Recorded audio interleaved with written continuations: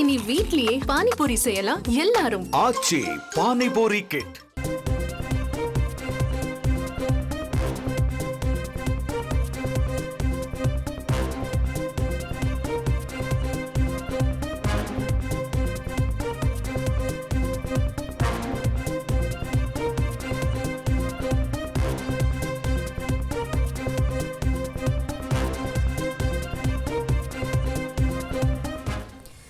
வெள்ளை சட்டை அணிந்து வந்தால்தான் மரியாதை தருவீர்களா, அழுக்கு சட்டையுடன் வந்தால் புகாரை ஏற்க மாட்டீர்களா எனவும், அழுக்கு சட்டை போட்டவர்கள் வாக்களித்தால் அதை எண்ண மாட்டீர்களா எனவும் உயர்நீதிமன்றம் சரமாரி கேள்வியை எழுப்பியிருக்கிறது.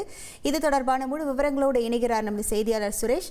வணக்கம் சுரேஷ், எந்த வழக்கின் அடிப்படையில் நீதிமன்றம் இந்த கேள்விகளை எழுப்பியிருக்கிறது? மேலும் வழக்கின் முழு பின்னணி தொடர்பான முழு விவரங்கள். வணக்கம். சென்னை நுளம்பூரில் உள்ள அடுக்குமாடி குடியிருப்பு நல சங்கத்துல நிதி முறைகேடு தொடர்பாக நாங்குநேரியைச் சேர்ந்த வானமாமலை என்பவர் பட்டியலினத்தைச் சேர்ந்தவர். அவர் புகார் அளித்திருக்கிறார். இதன் காரணமாக அவரை அவமானப்படுத்தக்கூடிய வகையில குடியிருப்பினுடைய உரிமையாளர்களில் ஒருவர் வாட்ஸ்அப் குரூப்ல சாதி ரீதியிலான கருத்துக்களை பதிவு செய்ததாக கூறப்படுகிறது. இது சம்பந்தமாக புகார் அளிக்க நுளம்பூர் காவல் நிலையத்திற்கு சென்றபோது தன்னை காவல்துறை அதிகாரியை அவமானப்படுத்தியதாகவும், அதனால் அவர் மீது நடவடிக்கை எடுக்க வேண்டும் என்று தேசிய பட்டியலின ஆணையத்துக்கு வானமாமலை மனு அனுப்பினார். இந்த மனுவுக்கு பதிலளிக்கும்படி சென்னை காவல்துறைக்கு ஆணையம் உத்தரவு பிறப்பித்தது. இந்த நிலையில தேசிய பட்டியலின ஆணையத்தினுடைய நோட்டீஸின் அடிப்படையில நுளம்பூர் காவல் ஆய்வாளருக்கு எதிராக நடவடிக்கை எடுக்க வேண்டும் என்ற கோரிக்கையுடன் வானமாமலை சென்னை உயர்நீதிமன்றத்தில் வழக்கு தொடர்ந்திருந்தார். இந்த வழக்கு நீதிபதி வேல்முருகன் முன்பு இன்றைக்கு விசாரணைக்கு வந்தபோது காவல்துறை தரப்புல தாக்கல் செய்யப்பட்ட பதில் மனுவில் மனுதாரர் குறிப்பிட்ட நபர்களுக்கு எதிராக வழக்கு பதிவு செய்யப்பட்டுள்ளதாக தெரிவிக்கப்பட்டது.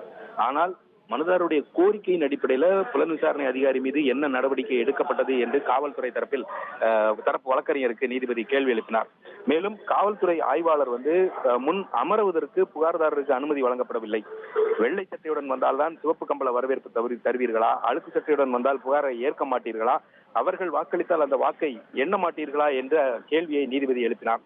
மக்கள் வரி பணத்துல ஊதியம் பெற்றுக்கொண்டு நீங்கள் சொல்பவர் தான் இருக்கையில் அமர வேண்டும், மற்றவர்கள் அமரக்கூடாது என்று கூற நீங்கள் யார் என்ற கேள்வியும் நீதிபதி எழுப்பினார்.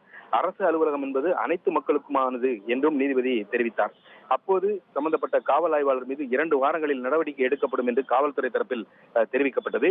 இதை ஏற்றுக்கொண்ட நீதிபதி இந்த வழக்கினுடைய விசாரணையை ஜூலை 15ஆம் தேதிக்கு தள்ளி வைத்திருக்கிறார். உங்கள் விவரங்களுக்கு நன்றி சுரேஷ். இனி வீட்லயே பானிபூரி செய்யலாம் எல்லாரும். ஆச்சி பானிபூரி கிட்.